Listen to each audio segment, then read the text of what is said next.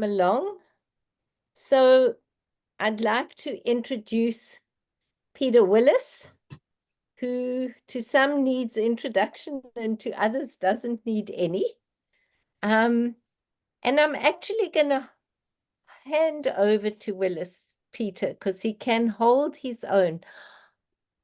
I don't do very well with my camera Hold my off. own what? Sorry. I just don't. What exactly are you asking me to hold here, Roz? No, I'm happy to do whatever you want. Okay, so I've got other people sort of backing me up in the room. I feel a little more secure.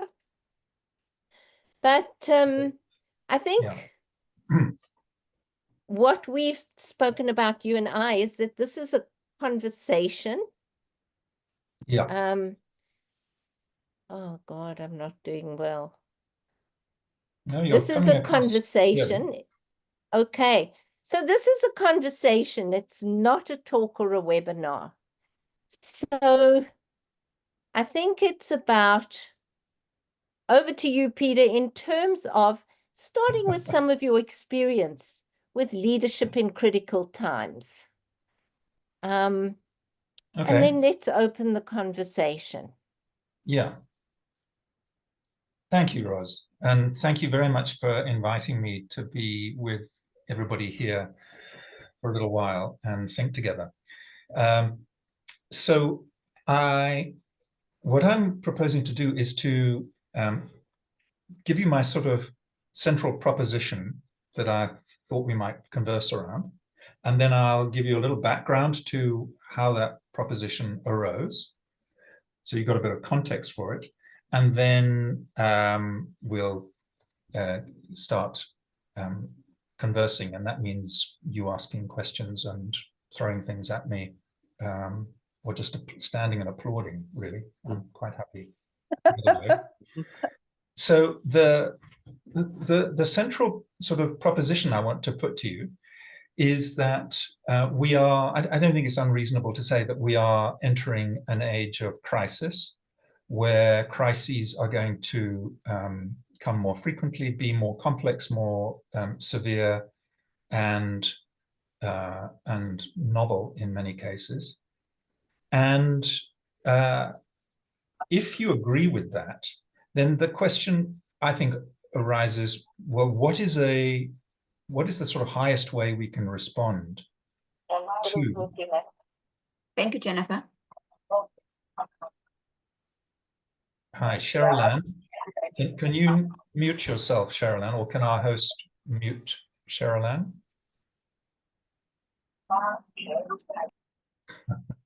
Wonderful, thank you. So how do we respond to crisis? And the sort of core idea I've developed over a little while now is that crisis is the most beautiful chance we have to evolve. And it always involves pain, surprise, suffering, doubt, and all that.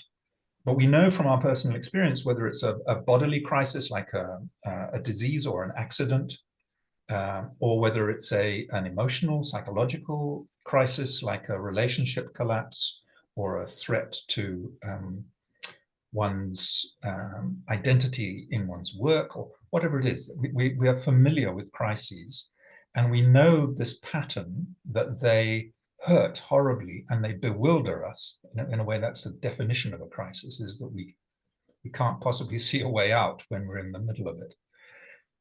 And afterwards, I would say pretty solidly find that it has changed us and we have grown, or we've at least had the chance to grow. We may have retreated as a result of a crisis, in which case we're traumatized, and that's a sort of a different pathway. So we know crisis, and I'm simply saying that we're going to become more and more familiar with crises of greater magnitude, I think. And how do we respond? And I'd like to suggest that there are two ways. Well, there are two ways that I'm interested in that we might respond to major crises. And the one is, and this is what was sort of telegraphed in the little paragraph you saw about this meeting is that if you're a leader of an organization, why not become really good at crises? Why not make responding to and preparing for crises and coming out of crises a specialism of yours, something where you practice excellence, rather than hoping they don't come, and when they do, hoping you can get through them as fast as possible and winging it. And the second way that I would like to talk about with you is the second pathway to respond to crisis is to become aware of the degree of anxiety that is all about us and within us in this time. It is like the fact that we are entering an age of crisis. It's no accident, it seems to me, that there is I would say it's also an age of existential anxiety. We are more anxious about the world, ourselves, our place in it, and so on, than I think we have ever been. And I'm very interested in how to help people, ideally at scale, but I have no clue how to do that at scale, but how to help people to reduce anxiety systematically. And another way that I've framed this to myself is, what is medicine for our existential anxiety? So that's my sort of field of interest, and I'm happy to talk about absolutely anything you want to talk about, but that's where I'm going to go with this. And I'll now just give you a little background to how I arrived at this this interest, this focus. My background is that from the age of about 30, I grew up in England, as you can tell from the way I speak, but I've lived in Cape Town now for 31 years. Around about the age of 30, I started, having been, I think, anxious all my life. I think I was an anxious child. And I remember being very anxious about the possibility of nuclear war and the possibility of being drawn into the British Army as a conscript. That really got me worried. So there are plenty of things to occupy me. But around about the age of 30, I became focused on my anxiety around the environment. And I read one or two extraordinary books that really sort of switched me on. And from then onwards, I channeled my anxiety into a concern that people were not waking up to the way we were living and the way we were making things was not helping and was unsustainable. And I set about, I mean, that was in the mid-80s, and I joined the beginnings of the UK Green Party then with my wife, who's a South African and the reason I live here now. And from the mid-90s, I worked in the sustainability field. And for 12 years, I ran the University of Cambridge Institute for Sustainability Leadership in Africa. And essentially, I only realized this afterwards, but essentially I was trying to persuade leaders to be as anxious as I was. I was trying to sort of infect them with my level and quality of anxiety. I mean, I was very informed. My anxiety was highly informed. So I wasn't just going around saying, we're all going to die. I had really good science to back me up. So, I was trying to persuade them to be just as anxious, because then I thought they might change course. It took me a long time to realize that wasn't working very well. And I looked around at other people who were doing the same sort of thing, and it wasn't working for them either. And I don't think it has worked particularly well. And along the way, sort of in the early 2000s, I realized that I was spending a lot of time facilitating people to think differently about the world, their organization, themselves, and so on. And I went on a week-long training course in how to be a facilitator, where I met Roz. And that kind of set me off on a pathway which in recent years, I've been doing a lot of facilitation of various things, and I've been training people in how to facilitate meetings, workshops, dialogue, and so on. So that's been a sort of a thread. I'll park that just as background. But I then I became freelance in 2014, and I was drawn in 2017. I was drawn quite by chance into a piece of work that set me on a completely different direction, and that was in the wake of a massive wildfire. They're known as the Neisner fires in 2017, where 200 houses were destroyed, many people were killed, and the biggest insurance company in South Africa asked me if I would help them bring together people who were involved in responding to this wildfire to work out what the hell happened and how do we prevent something like that happening in future. And I found that such an extraordinary process. And the people who came, there were about 40 professionals who came to a series of 3 workshops we held to reflect on this disaster. And I found them such committed, passionate, thoughtful people that it started a process in my thinking. And then we entered, in Cape Town, we entered what became known as the sort of day zero drought, which had a whiff of real disaster about it. It was a slow-moving crisis, but there came a point in early 2018 when the 4 million inhabitants of Cape Town realized, if they were paying attention, that we had the possibility of actually running out of water. And when you allow that to sink in, even for a moment, you realize that's an absolute disaster. So I had the thought, as the drought was reaching its peak, and then it broke and we ended up okay. But I had the thought, there is so much adaptation and innovation going on around this city that is helping us to avoid this disaster and deal with it. But who on earth is capturing this? There is no social technology for capturing these lessons, digesting them for future, and then sharing them with other cities around the world, which are going to face droughts for sure. So with a filmmaker friend, I set up a project where we interviewed, in the end, 39 people who were involved in responding to the drought in government, corporations, civil society, and so on. And we filmed them in a studio at great length, and we were basically asking them, what happened? Why do you think it happened? What did you do? Did it work? And what do you think we've learned from this? And it was absolutely riveting work. And what was so extraordinary to me, and I wasn't expecting it, was the willingness of these very senior, very busy people to make time in the diaries to come and just talk. And nobody had asked them these questions in the course of the crisis or in its immediate aftermath.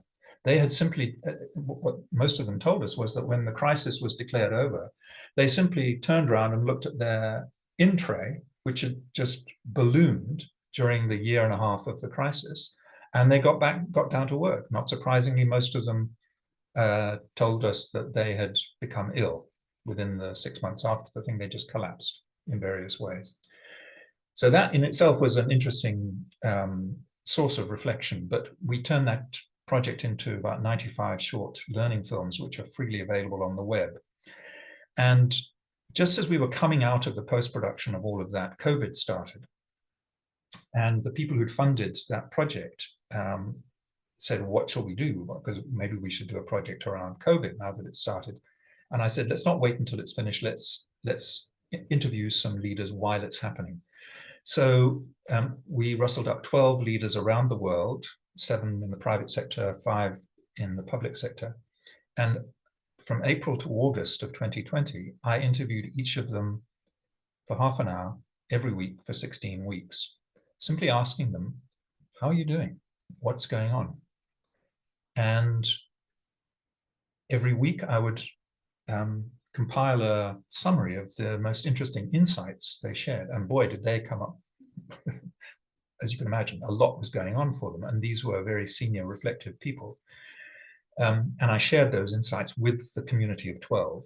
and then produced a book effectively at the end, a report, which never got published, but it distilled down all these insights. So I'm giving this to you as background to what I then set out at the beginning of this year to co-author a book with a friend who was a very senior official in the city of Cape Town and lived through the drought and the COVID response from the city's point of view. And we're writing a book called Becoming Good at Crises, a field guide for leaders. I want to just share with you 5 insights that we're distilling out of these various projects and experiences.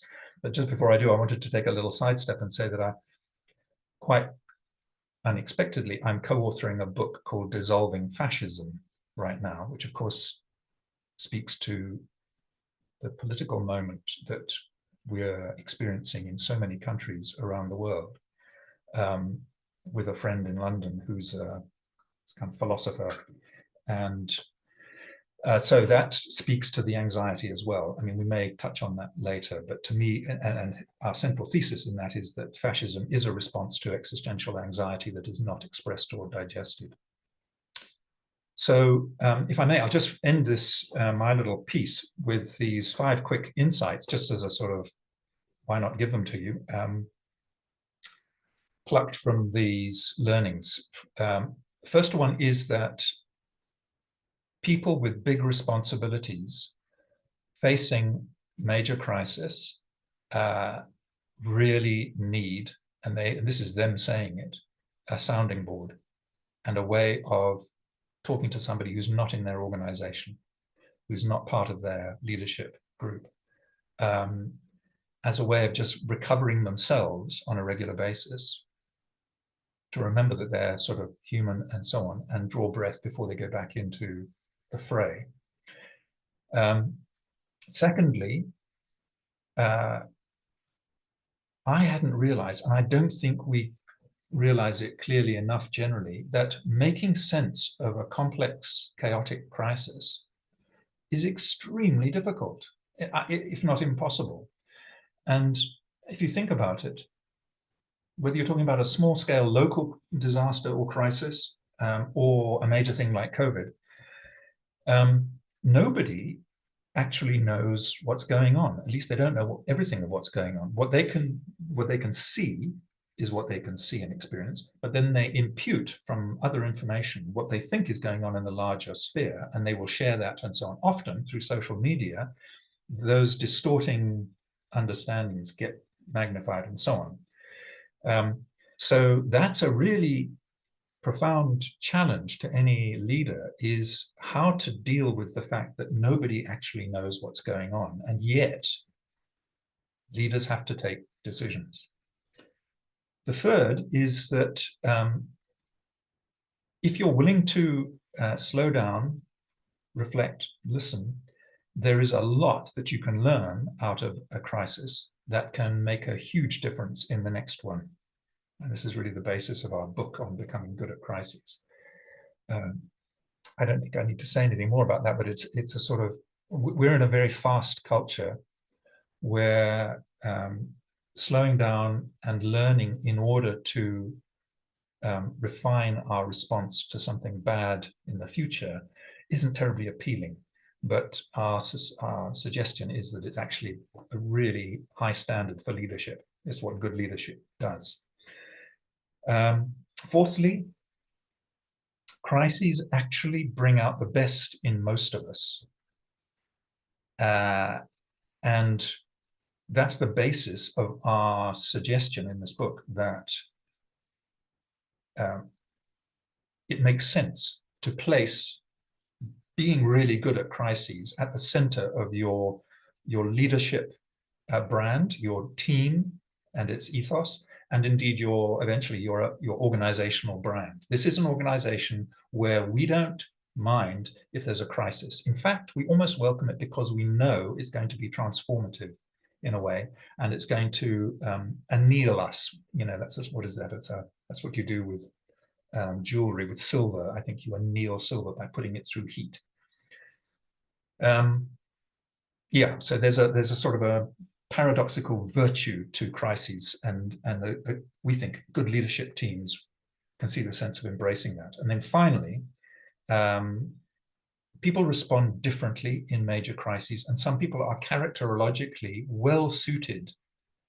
They actually almost enjoy crises and walk towards them, and others find that much, much harder, and that's okay. But as a leader, it's helpful to know this in advance, because several of the most effective leaders that I interviewed in these processes told me how they were bringing in people who were not in the C-suite normally, but they said, I need you now in my decision-making group because these are special times, and you bring something that I want. It's not just a technical skill. It was a certain bundle of qualities. And there were other people this leader would say the equivalent of, you carry on doing what you're doing. I'm not going to have you in my crisis team. I don't think that's where you belong, but I really need you to look after whatever your day job is superbly well while we're responding to this crisis. There are, of course, many, many other little insights, but those are the 5 I thought I would share with you. And I'm going to stop there and invite you to stand and applaud, throw something at me, ask me a question. So I have a burning question, but I'd like to put it on the shelf for anybody else who has a burning question. See Heidi's hand. Hello. Well, I'm sure that's not Heidi's hand, but No, that's I'm applauding. Oh, thank you. Oh, how nice. Heidi, I think we're going to come back to you and get Yeah, some I was words of wisdom around what you heard that made you applause. But I see Mahlolo has a hand Can up. I- Okay. Can I be my normal self, Rosalind? Bram, you can be your normal self just after Mahlolo. Suspended. Thank you. Normal. Mahlolo, you're muted. There you go. There you go. Oh, I was trying to unmute myself. Thank you for the wonderful presentation. And to me, I would say it's an inspiration. You know, I'm in the IT space and I've tapped into the cybersecurity space. It's all about crisis. Incidents would happen, and the key fundamental thing that I would love to ask you, it's a fact that how do you, under heavy crisis, let's say, for example, I'm just going to make an example in the IT space because that's where I am. Let's say 22 clients lost their data, they got compromised, and you were the administrator. That's a major crisis. How do, in terms of leadership, how do you handle, how do you find a good composure to say, I don't have to panic, but I have to handle this particular situation? How do you find a good composure in major crisis? That's what I'm trying to say. Well, Mahlolo, you sound as though you know the answer to that from the way you phrased the question. This notion of finding composure, I really like the way you phrase that, because composing suggests that there are multiple parts. It's like composing a piece of music. It's made up of, if you want to see it like that, it's made up of lots of little bits, but it's composed into a listenable whole. And you're asking, how do you compose yourself in a moment that could just fragment you and send you all over the place? And what I think you're pointing to is that the role of the leader is to do that composing fastest and best within the circle of people who are concerned, whether it's a whole organization or your leadership team or sitting with the clients or whatever. And I'd like to make the distinction between composing, I really like this phrase you've introduced, of composing yourself versus putting on a brave face, which is separate from you. And I think the starting point, and I feel I'm talking to someone who knows all this, so forgive me, but the starting point has to be how you digest the information of the crisis and the disaster, the news as it comes in of exactly what has gone wrong and what its implications are and so on. That's really something that comes down to how well you're able to ground yourself in your reality, because your reality is that this thing has happened. You cannot, and the best leaders deal with, I've just thought that lead and deal are the same letters reversed. So a leader deals with reality and is not afraid of reality. It's like there's a deep acceptance of what is, and now how do I deal with it? And how do I help my colleagues deal with reality rather than running from it because it looks too scary?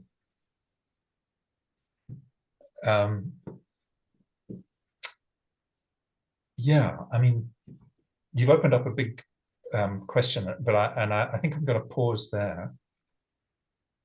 Does this resonate with you, Moklolo, before I leave you?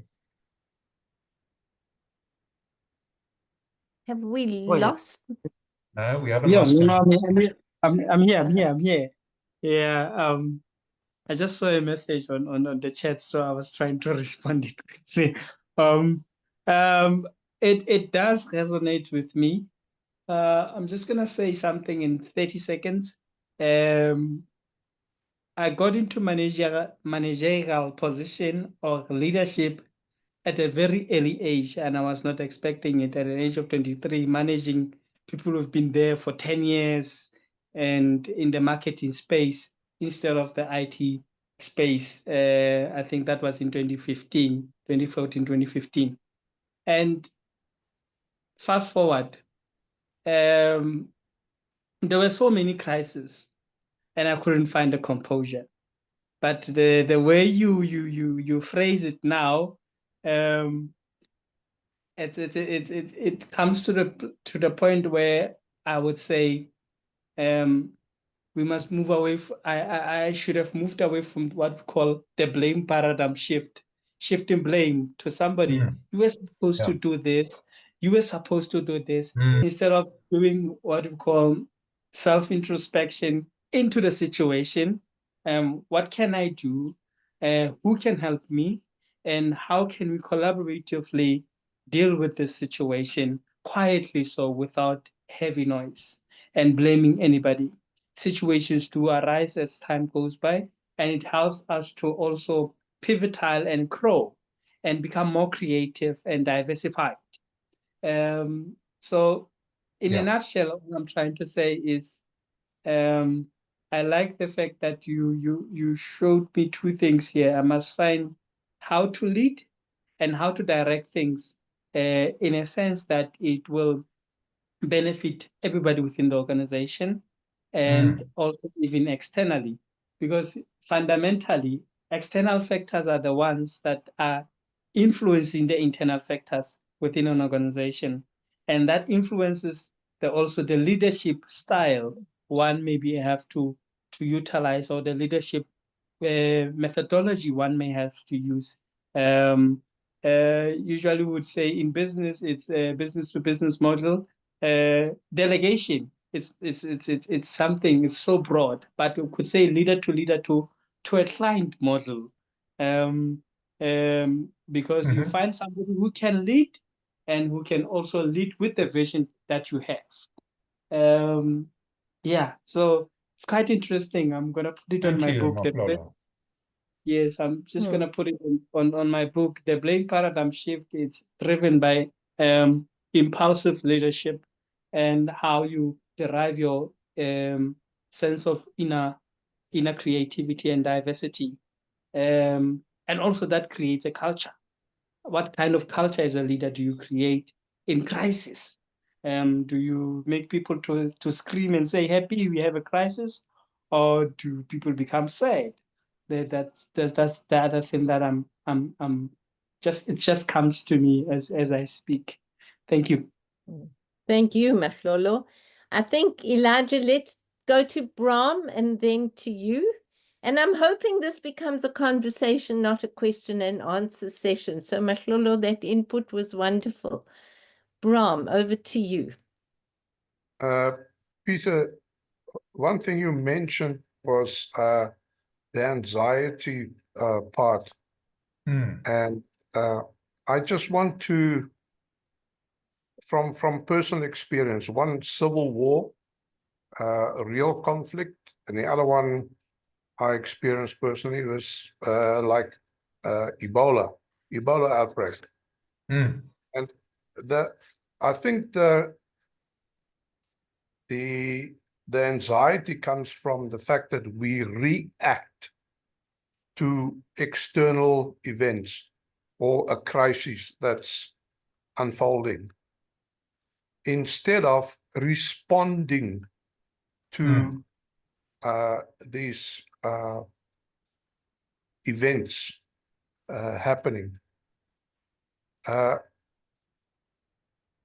We found that anxiety comes quite often because we are totally clueless. And you said in I think the second point that you made was we don't know what is going on.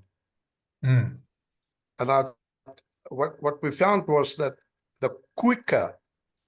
the sooner you can determine what is going on, where does it come from,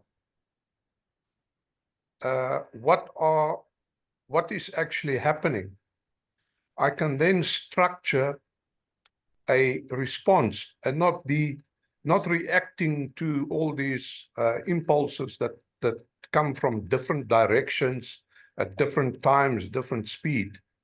Because a response suggests that we can prepare people, we can inform them, because information, the correct information, goes a long way to alleviate the anxiety that develop. And it normally shows people that you actually understand, they understand, and this is how we're going to respond to it, not react to it, respond to it.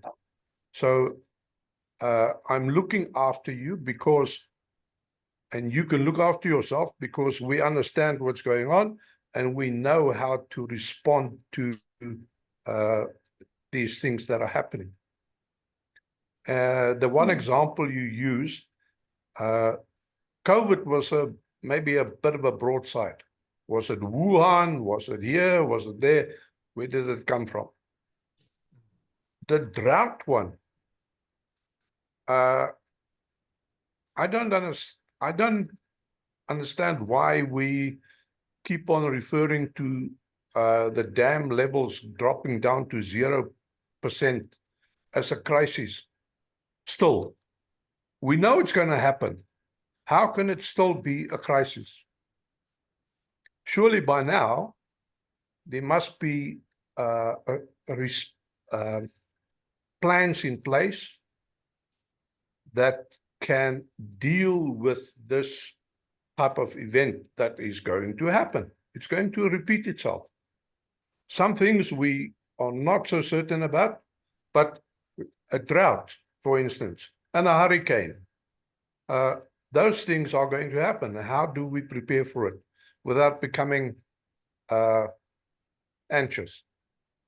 And unfortunately, thank you, Brahm. Yeah. So thanks. Well, there's quite a lot in there, and I don't. Well, actually, you're on that last point. The city of Cape Town actually did do a fantastic amount of learning in the year following the drought. In a way, for me, it's a kind of model of how you say, okay, how do we make sure that doesn't become a crisis next time we have very low rainfall? And I think they've invested really intelligently in that direction. So it is possible. And I like your distinction between reacting and responding. I think that's something deep in the human sort of potential, is to choose whether we place our attention along a channel of reaction, which is satisfying because you get, as the word suggests, you get to act quickly, which feels like it's a relief from the tension. But responding, I'm not sure what's the Latin root of respond. It's I don't know, but it's a more, as you suggest, it's a more think, find out, gather an understanding, and then produce a more measured, calculated response. And I suppose what's behind what both Moklolo and you were saying at some point is this thing that one of the asks of leadership in a crisis is we look to you for how to feel about this thing. If you are, I mean, you know, one thinks of Churchill as the sort of archetypical historical example of someone who stood solidly, although he was going through all kinds of stuff on his own, we later discovered, with his Black depressions and so on. But he stood publicly and said, as you're saying, Bram, we know what this is. It is serious. We are doing everything we can, and this is what we need you to do. And that must have been enormously calming for the people of Great Britain when the prospect of being invaded was very, very real. So I suppose the simple distillation of that is that and this we talk about this quite a bit in the book, who you are can't be hidden in a crisis. During peacetime, the focus on you as a leader is rather softer. But in a crisis, there's a real need from your people and maybe other stakeholders to hear, how do we see this thing? How do we respond to it? And from your experience, Peter, how important is the flow of information in trying to manage that level of anxiety? It's such a subtle challenge, this information, particularly nowadays with the internet and social media. It's absolutely crucial, and a really good organization very quickly sets up protocols for how it's going to find out stuff and digest it at a senior level, and then share it. I mean, one lesson we learned from the drought was that for the first phase of the drought, the city administration preferred not to share everything it knew about the state of the dams and the likelihood of running out of water and so on with the people, because it feared that it would open itself to a lot of criticism and that some people would get unnecessarily anxious, etc., etc. And they discovered when there was a change of leadership and they started to decide, that new leadership said, no, put out a dashboard and update it every day with everything we know. And people were so relieved to be able to see. It's basically treating people like adults who share the crisis with the leadership. So I think that was a particularly interesting communication lesson. But communication has got many, many ramifications, as I'm sure you'd be aware. Shall I take a question from Christina? Yeah, Yeah. please do. Well, let me lower this hand here. Peter, I've been reflecting on this thing of crisis, and yesterday we were on a conversation with Meg Wheatley, and one thing that she brought was that leadership sometimes tends to try to take the approach of leaping over the present reality, take a leap and start talking about the future. So, which is quite a distractor from my point of view. That this is happening, but it's not okay. It's happening, but in the future we are going to find alternatives or whatever. Something like I think what Bram was also bringing, and talking about that, like this point of view.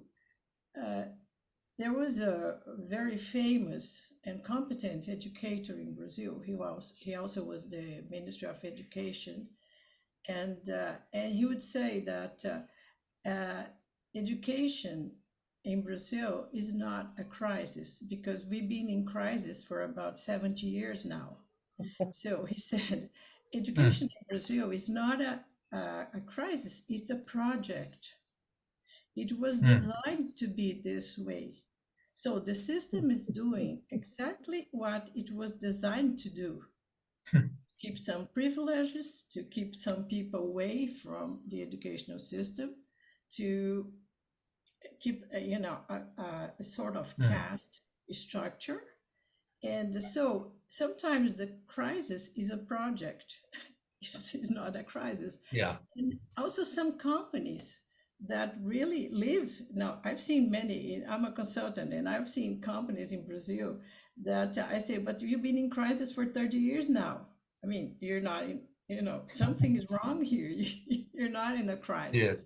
Like the São Paulo subway, I used to work there, and then I came back as a consultant, and I said, we're in a crisis. And I said, well, hi, what are you talking about? You've been in crisis for 30 years. You're not doing whatever you should be doing. So this thing about the system being designed to be in crisis, and leadership, kind of putting a mask on that and saying, well, this is a crisis, we'll get over it, we'll find solutions, and then they distract the people talking about the future, which is the case for education and many other things in Brazil, like the health system and the political system. They're always in crisis. Anyway, I would like to hear you and others about this reflection.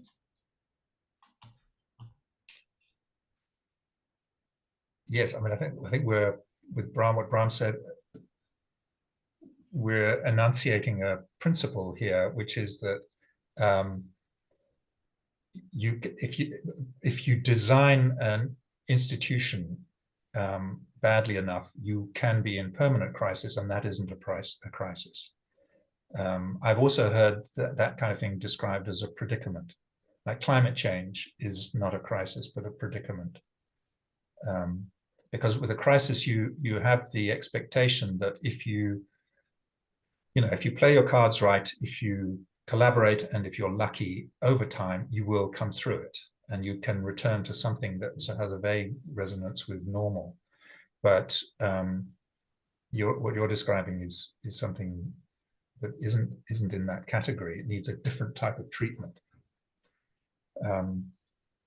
When it's a project, it's not a crisis. Yes, no, I think that's an interesting way of calling it, because it's like saying we're starting afresh.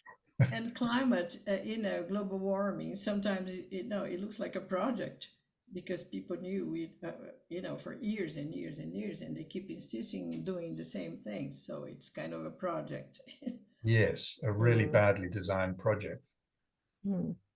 So I apologize to Elijah, who had his hand up, and I promised him to go next, and he didn't. So perhaps we should hand over to Elijah for a moment. Thanks, Roz. Elijah, are you able to unmute yourself? Yeah, there you go. Elijah, Hello, you're good on afternoon. mute.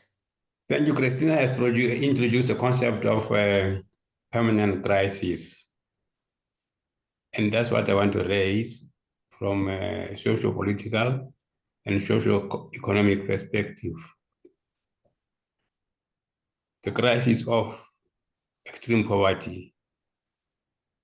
How do we mobilize or ensure that leadership give this crisis attention, because it has now been normalized? We live around people that are so poor that you can't even know how to help them. But it would appear that that issue is not receiving the attention that it needs. What do we need to do to make sure that such issues of poverty get the attention that they deserve?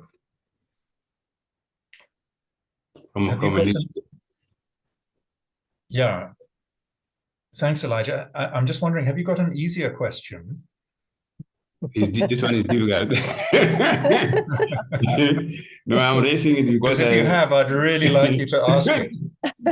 No, but there's something that I wanted to put on. It's a fantastic question. I'll tell you. Okay, so that's the sort of the subject of a week-long conference or dialogue, not a conference. But I'll tell you my first thought as I was listening to you articulate that question. My first thought was the leaders with political and economic power prioritized COVID because it landed on their doorstep. It was absolutely unavoidable. Poverty has been systematically buffered. The people in power and money have systematically buffered themselves and very successfully buffered themselves against the experience of poverty, such that it, I honestly think that the vast majority of people who have the power to do something at scale about poverty in their countries have either got no firsthand experience of it, not really, or have, using well-worn psychological methods that we all know, but they're unconscious, have suppressed that knowledge or in such a way that it no longer bothers them. And so the I don't know what word to use, outrage of extreme poverty is simply not present to them, because so a crisis has to be present to you for it to be a crisis. Because if you don't notice there's a crisis, like if imagine a company in the middle of Cape Town during the drought, not having read the newspapers or listened to the radio or picked up on the gossip, but just been carrying on manufacturing whatever they were doing and so on. They were not in a crisis.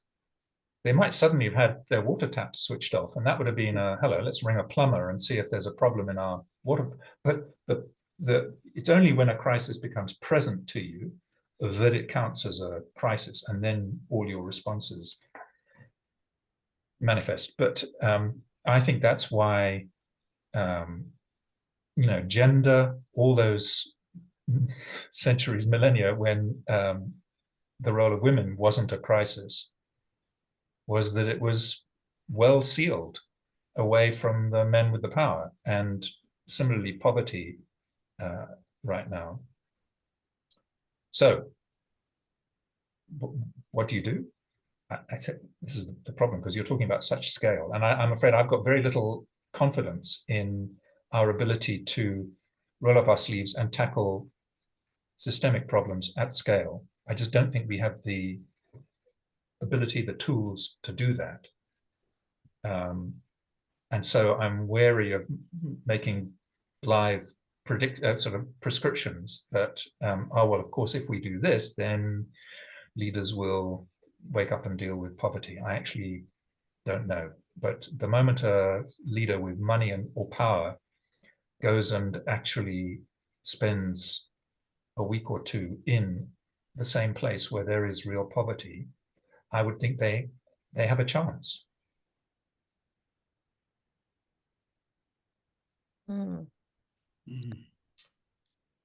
Raju, what were Hi, you Lois. wanting to ask or say? Thanks for the opportunity. I'd just like to add something small to this discussion on crises and leadership. I think the most important aspect for me is, as a leader, you need to be very truthful with regards to addressing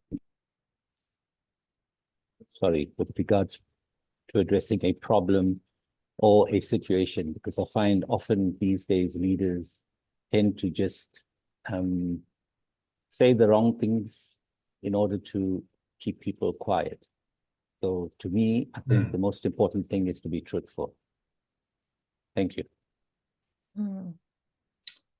Well, 3 cheers for that. Thank you, Raju. Totally.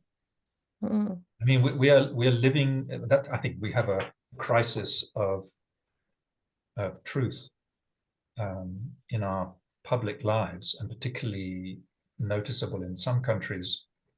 I mean, it's certainly alive and well as a crisis in this country, in South Africa, but it's in a florid state of extreme crisis in the US,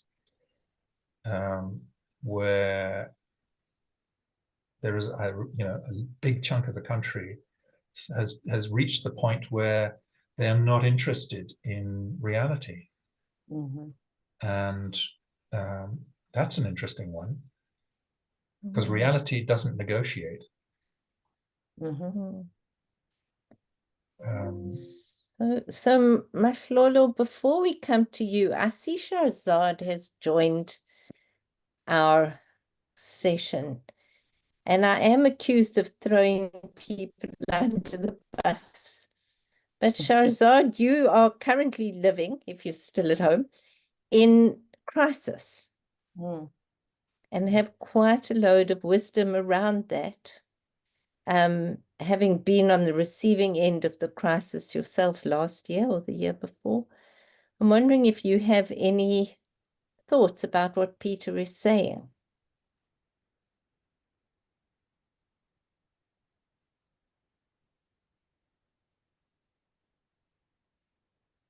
It's hard when you have a black square if you know somebody's behind it.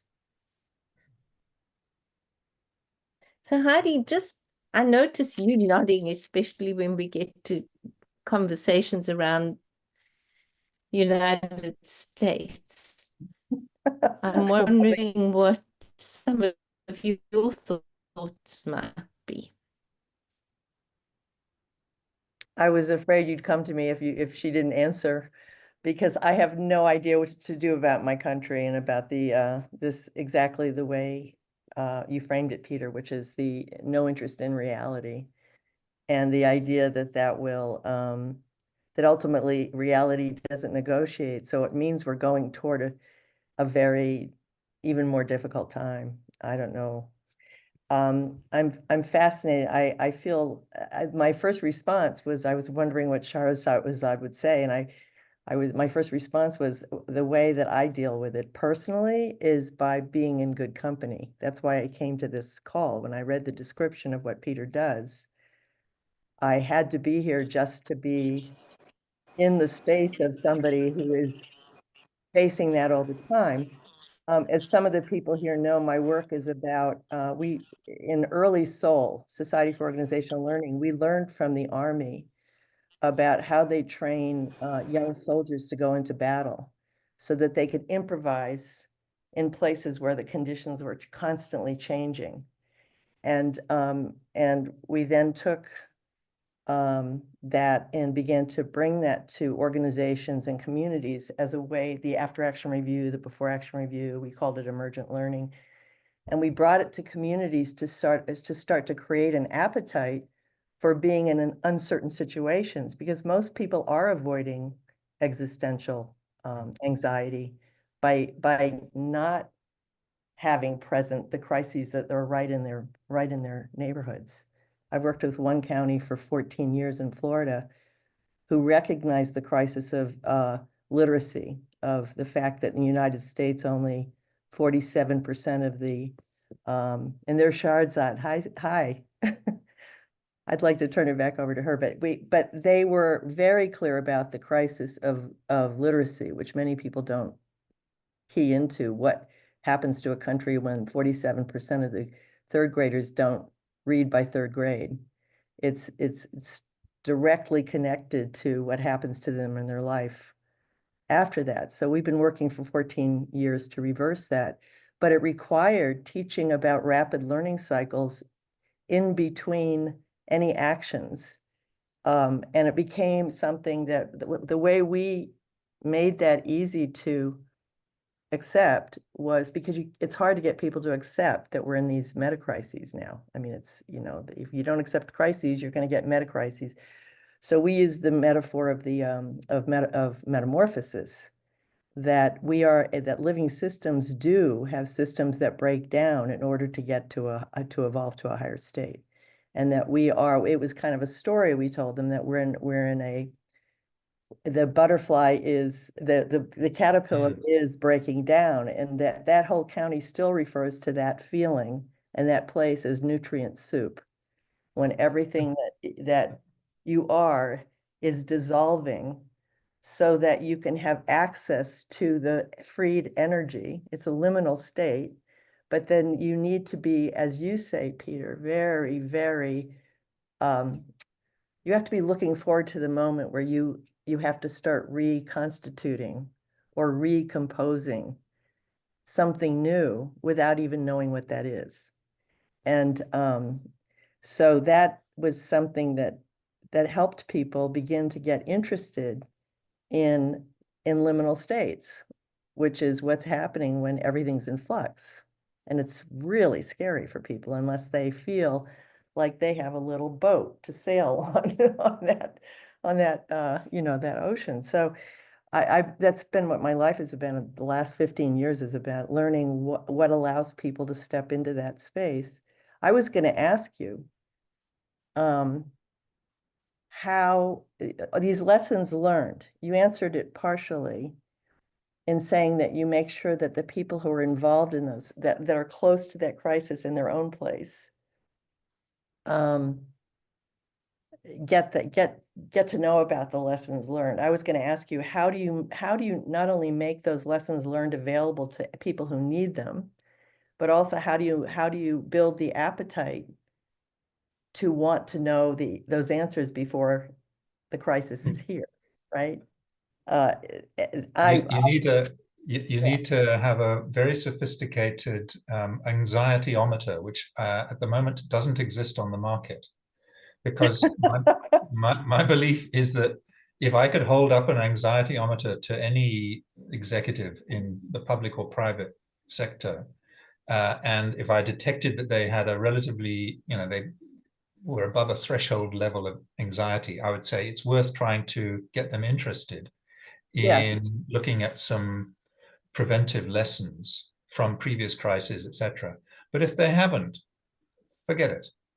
I think most people have far too many near-term priorities, all of them justifiable, to take preparing for the next crisis seriously, particularly since you don't know what the specifics of the next crisis are going to be. Right. And our book is not about preparing for a drought or a virus, right? Anything. It's about preparing yourself as a leader, and to a degree, what are the capabilities that your organization needs to develop to handle any speed bump through to major crisis. Yeah. Yeah, we told that county when we started in 2010 with them that there were two indicators of success. One is that we meet the standards for third grade literacy and begin to see the long-term effects of that in our county. And the second was that we would have a community of people who could do that again with any issue. Yeah, so that's something we've been measuring and accounting for 14 years. And that county has gone from number 31 to 5 in Florida in third grade reading. And they're still going. They will be number 1 soon. And so, and now, and what you've been doing is building muscle. You've been building building a the particular capacity, exactly what kind you're of talking muscle. about, the capacity to deal with the to deal with, Yeah, we call it liminal states yeah. No, I or- love that yeah, butterfly image. yeah. So anyway, yeah. So anyway, I want to turn it over to other people. This is a thrilling conversation for me. It's good company. People on the screen Yeah. are what helps me. So Yeah. I noticed that Brahm and Mashlolo have hands up, but we have heard from them, and I still want to know, Shahzad, if you heard my invitation.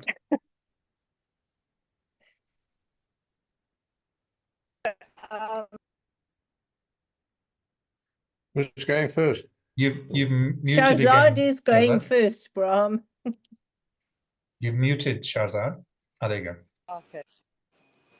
Hello, everyone. So good to see everybody. I'm joining from Tehran, so sorry about the background noise here.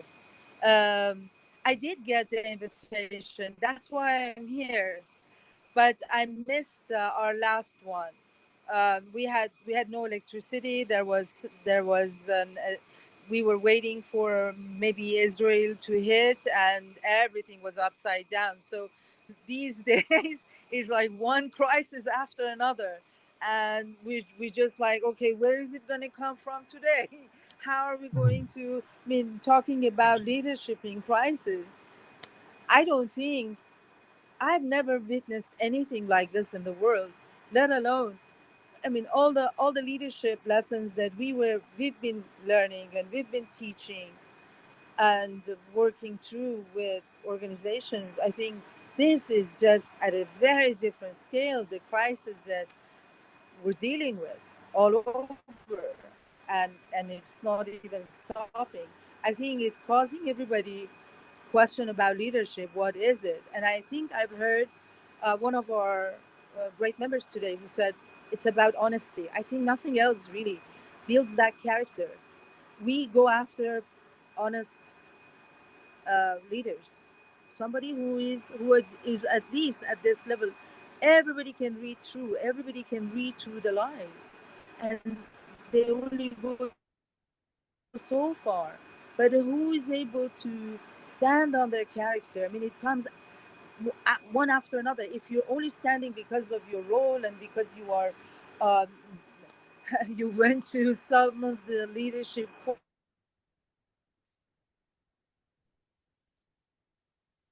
courses and train you have to get in there and really bustle and hustle in order to become um, skilled. Everything else, I think, we deal with it as a book, a storybook.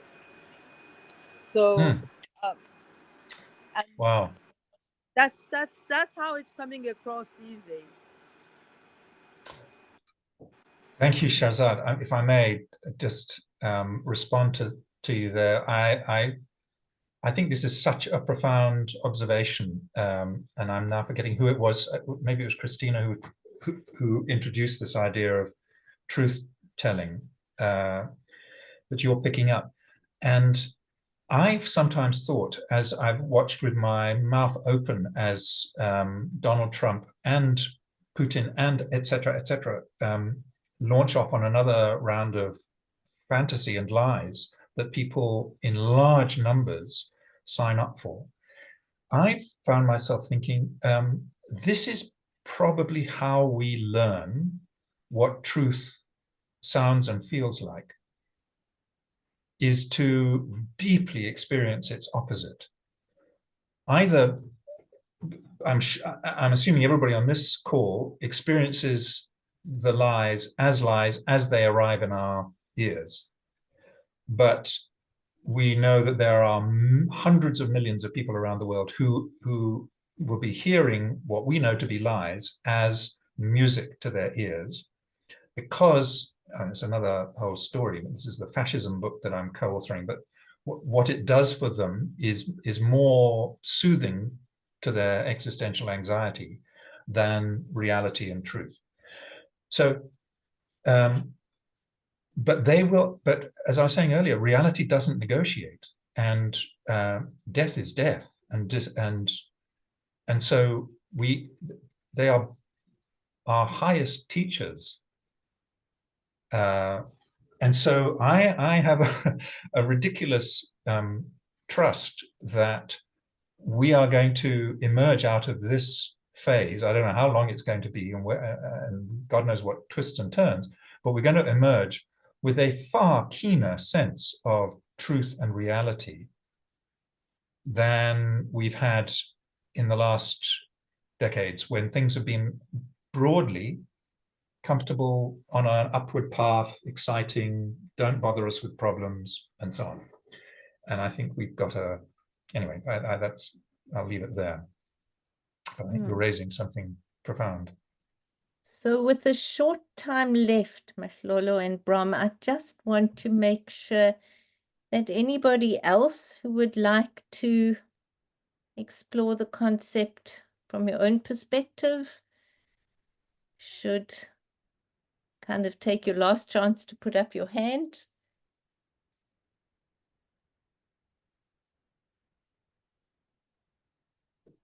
Dave. Yes, Dave.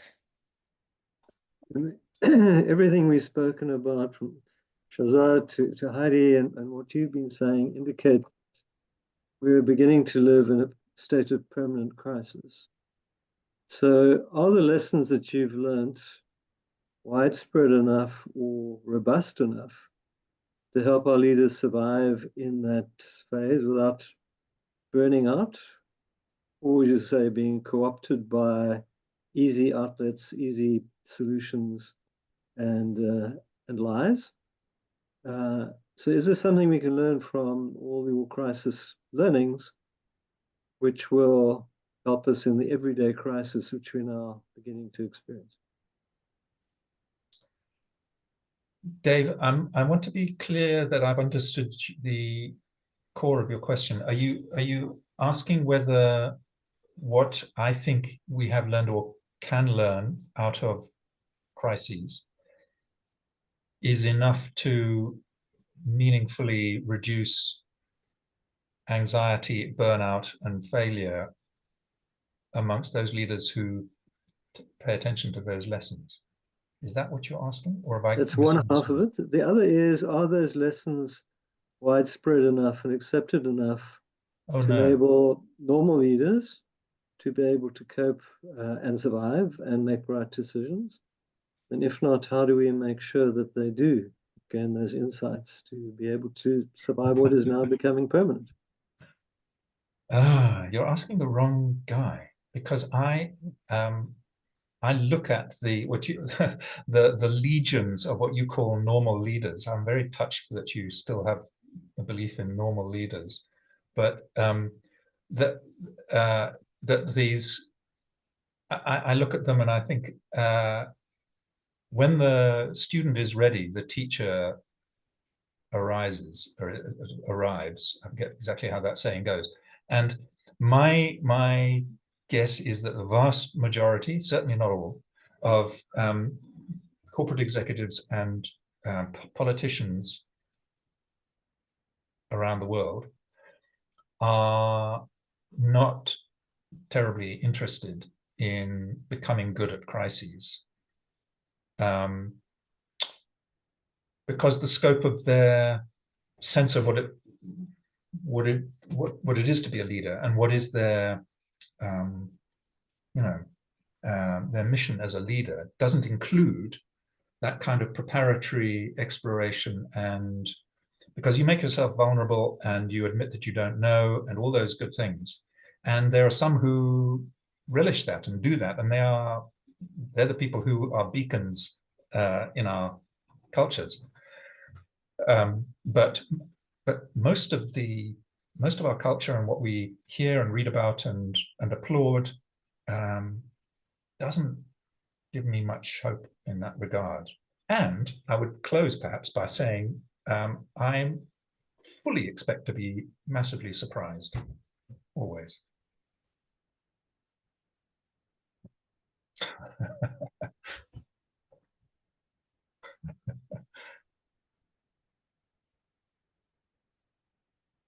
So I cannot deny that Bram's left hand and Mahlolo's yellow computer hand are still waving at me, and I feel there's a certain persistence there which deserves a response. So, Ros, what do we do here? As Ros, are you Peter, there? Yeah. my internet failed me. Can Oh, you hear me? yes. Did you hear my question? I'm back. Yeah, so I have no idea what preceded the question. What can we do here? I'm in total No. crisis with my unstable internet. Well, may all your crises be this sized or smaller. So I'm just very conscious of Bram and Mohlolo having their hands up. I'm going to suggest that if they do a very quick contribution, and I'll do a quick response if it's necessary, and then we wind up. How's that? Yeah. So Mohlolo, do you want to unmute? No, wait, Peter, just let me say, we have reached the end of our session, and I do want to say that anybody who has a hard stop, please feel free to drop off the call, and then we will continue the conversation for a while to give those with hands up and others who haven't put a hand up yet a chance to engage. Heidi, I did get your message that you have a hard stop right now. And anybody else who does, we respect that you've been with us for this amount of time and want to thank you. Bye-bye, Heidi. So, that would be nice to connect. Over to you. Peter, I'm assuming that you have a little bit of time. I have till the I've got to go to dinner at the Peter? half hour. So yes. Okay, and just so we got 15 minutes. People may be wondering why I've appeared in another box on the screen as a she, her. That's because I passed my invitation to a colleague, Simone Dale, in Durban, not in Durban, but near Durban, who's joined. So it's Simone, not Peter Willis. Okay. Yes, Mohlolo and then Bram. All right. I'm just gonna say this in 10 seconds. Crises are the most wonderful experience of our lifetime. It evokes true leadership. It evokes genuineness. It evokes authenticity. It evokes connectivity amongst people, and it evokes as well as unity amongst people. And also crisis really shows, we see when they say when days are dark, friends are few, it evokes friendship. You have friendship, you have colleagues, you have everything. You would know when I'm in crisis, how do I respond to, who helps me to respond to those crises? And who do I need in terms of this? In a nutshell, what I was trying to say is that 1, 2, 3. I'm counting myself here. Mentorship in every crisis is an elite way of dealing with most crises, because leaders would need somebody to relay questions to. That's a mentor, the coach. So I would say that in all the crises that one may face, a true mentor would be able to define your path, but you will have to walk that path with the helping hand of that mentor. Why do I put mentorship into? Mohlolo, can I interrupt just to say you offered us 10 seconds, and it's a very rich 10 seconds. Yes. But I want to applaud it and end it with that. I totally agree with what you just said. You've got a very eloquent way of putting it too. And I wanted to go to Bram. Just a quick question. Peter, do you think we are doing enough to equip the next generation of decision makers and leaders so that they can deal with the crises that's going to come and the anxieties that are going to come? Are we doing enough? I would put a lot of money. Yeah, sorry. Yeah, I would put a lot of money on your knowing the answer to that.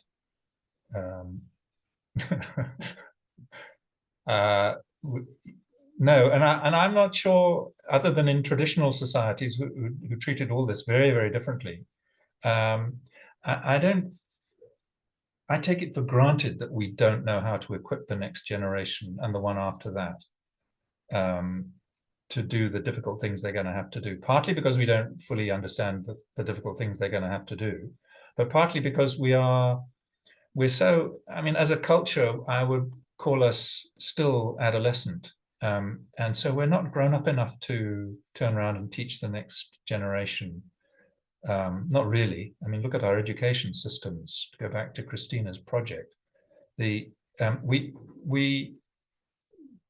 haven't yet matured as a race to the point where we're even close to being able to say, yes, we are passing down to the next generation the tools that they might need, the thinking tools, the feeling tools, the technical tools that they might need. So we do all of this by the seat of our pants, the skin of our teeth. What other metaphors can I throw in there? And it's exciting. It's very exciting. I think we quite like that. I think there's a certain I don't think we came here to be bored, but we pay quite a price for it. I mean, the leather of our pants gets burned away very, very fast and thoroughly. I just want to say something about our leadership for the next generations. Yeah. Is it really necessary that we teach them? Did we learn from our past generations? Are they not going into a very different, if World War III doesn't get started, are they not facing very different issues that we have faced? So I think our youth are they have a very different idea about leadership and how and how it needs to be conducted. We may see through them a very different system being established and in place in 50, 60 years. We don't know. So maybe But we... Shahzad, do you feel okay about simply saying to them, wow, you are so different and the world you're going to grow old in is going to be so different, that I kind of pull my hands back and say, good luck? I think everything you say is right about the future being different and they arriving with some very different potentials and gifts and so on. But I feel that if we were more mature, we would say, bearing all that in mind, we will conduct ourselves. And remember that most of the way we teach the next generation is by what we do, not by what we say. So we would be behaving in a very different way collectively as societies if we were a little more mature. And I think that would put some solidity underneath this young generation as they go into this very turbulent, fluid future. And I feel we failed them. I have to say, I think we failed them because we haven't explored our maturity properly. We've been so besotted with the toys ourselves. Hardly manage ourselves, you know. No, exactly. Well, yeah, no. Look what we did to our home. Yeah. Be back to principles, the original principles of honesty, goodness, and delivering what you promise. Do you think those would be what we can base our teachings on that and prepare them? Yeah, not a bad place to start. Goodness. Yeah. I mean, they've stood the test of time. I mean, my personal experience is that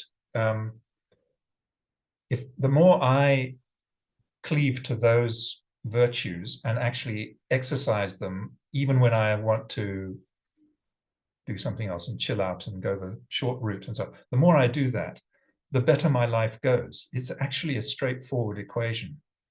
It's not that I get some reward in heaven after I die, although I was brought up Catholic with that illusion firmly planted.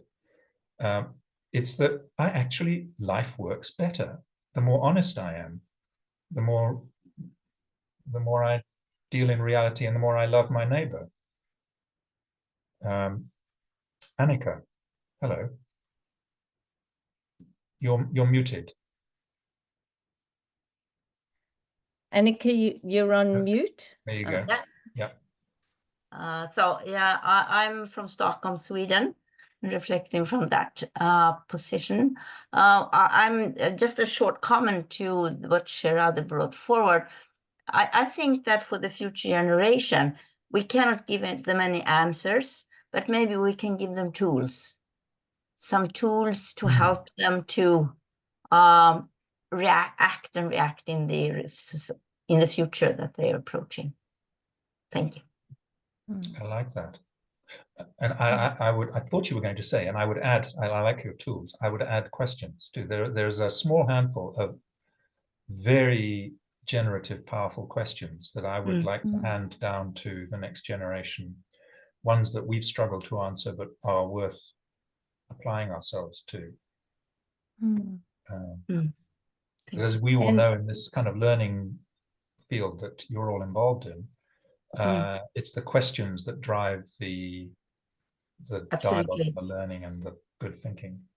I would add them as one of the tools to ask the right questions. There you go. There you go. Yeah. And so I noticed the other Peter Willis which is Simone, yes. Simone, has been quite joining the conversation in the chat.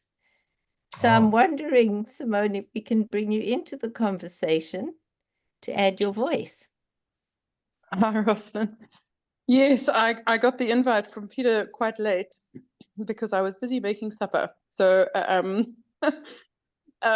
apologize for that, and I'm very sad to have missed the conversation. But yeah, I just love what's being said now. I think it's not so much about teaching the next generation the answers, because like has been mentioned, I don't think we have them. It's about, or not all of them certainly, but it's giving people the tools to be able to ask the right questions, work out the answers themselves, be able to learn creatively.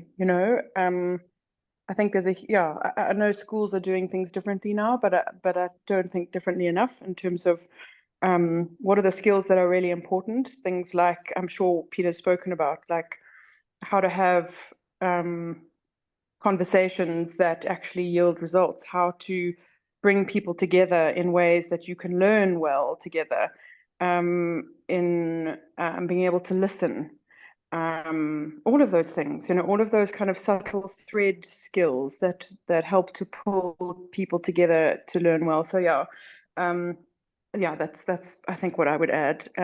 So a bit more on the how we do things rather than what we should do. And I think there's a lot that this generation could offer on that. Thanks, Roslyn. So we're heading for closure. So I just want to say, Peter, that it was an incredibly insightful conversation. I'm going to risk putting on my video now so that I can speak to you. Just acquired a slight speech impediment, but it was insightful, it was deep. I loved that you slowed the conversation down and gave us a chance to reflect. So I really want to thank you for that. And to say that hopefully when we schedule next year that you will come back, because I think you have started a really important conversation that impacts us all, that we do have a huge amount of crisis that we live in and don't even perhaps know that we're living in. So thank you everybody for joining. Thank you, Ros. Peter. I really enjoyed the conversation and the opportunity to sort of think out loud. And next year, everything's going to be so much better that it'll be a joyous conversation. It'll feel like a sort of a conversational picnic compared with today. So I'm definitely up for that. And thank you, everybody, for staying with us till the end. Thank you. So I'm going to end the call. Namaste. Thanks, Bye. Peter. Thanks, everyone. Thank you. Thanks Thank you. to all of you. Bye-bye.